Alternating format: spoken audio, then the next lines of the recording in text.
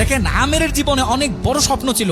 সে হজ করতে যাবে, সে কাবাগর তাওয়াফ করবে, এটা তার স্বপ্ন ছিল। এবং গত পরশুদিনই তার হজের ফ্লাইট ছিল। সে যখন এয়ারপোর্টে আসলো, পাসপোর্টে নিরাপত্তাজনিত কিছু সমস্যার কারণে তাকে একটু দাঁড় করিয়ে রাখা হলো। সমস্যার সমাধান যখন হলো, তাকে যখন ছেড়ে দেওয়া হলো, তখন আসলে অনেক দেরি হয়ে গেছে। কারণ আমেরের সাথে অন্যান্য যে হজ যাত্রী, তারা এতক্ষণে বিমানে উঠে গেছে এবং বিমানের দরজা ভিতর থেকে বন্ধ করে দেওয়া হয়েছে। তখন সেই এয়ারপোর্টের অফিসাররা সেই পাইলটের সাথে কথা বললো, পাইলটের সাথে যোগাযোগ করলো, পাইলটকে বলল যে দেখেন, একজন হজ যাত্রী নিরাপত্তাজনিত কিছু সমস্যার কারণে বিমানে উঠতে একটু দেরি হয়ে গেছে, তাকে একটু বিমানে উঠিয়ে নেন। সে বিমানে উঠতে পারে নাই।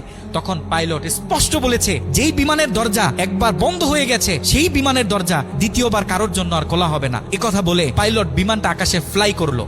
সেই অফিসাররা তখন আমেরকে বুঝাইতেছে, দেখো বিমান তো চলে গেছে, তুমি আর যেতে পারবে না, তুমি বাড়িতে চলে যাও, নেক্সট টাইমে তুমি হজে যাওয়ার জন্য ট্রাই করো। তখন সে আমাদের মুসলিম ভাই, সে হজ যাত্রী, সে কি বলেছে জানেন? সে বলেছে, আমি আমার রবের উপর পরিপূর্ণ তাকওয়া রাখলাম, আমি আমার রবের উপর পরিপূর্ণ আস্থা রাখলাম, আমি হজ করেই বাড়িতে ফিরবো, হজ না করে আমি বাড়িতে ফিরবো না।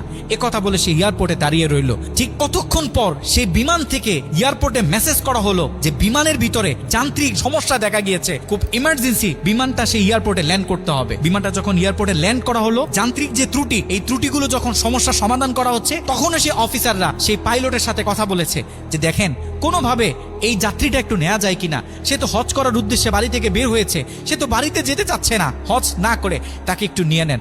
তখনও সে পাইলট বলেছে যে না।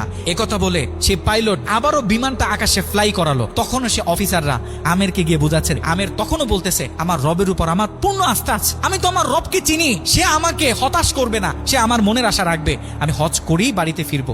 কথা যখন বলতেছে, এর ঠিক কিছুক্ষণ পরে আবারও সেই বিমান এয়ারপোর্টে মেসেজ করলো যে বিমানের ভিতরে এখন আগের চেয়ে বেশি কিছু যান্ত্রিক ত্রুটি দেখা গিয়েছে, বিমানটা আকাশে ফ্লাই করতেছে না, বিমানটা এমার্জেন্সি আবার এয়ারপোর্টে ল্যান্ড করতে হবে।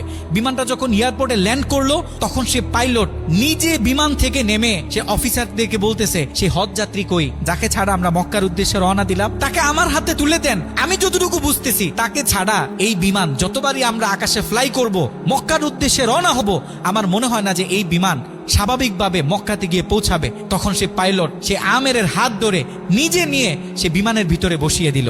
দেখেন, আল্লাহ পাক তো স্পষ্ট বলতেছে, ওয়ামাই ইয়াতাওয়াক্কাল আলাল্লাহি ফাহুয়া হাসবুহ, যে আমি আল্লাহর উপর তাওয়াক্কুল করবে, তার জন্য আমি যথেষ্ট, যত বড় বিপদ হোক।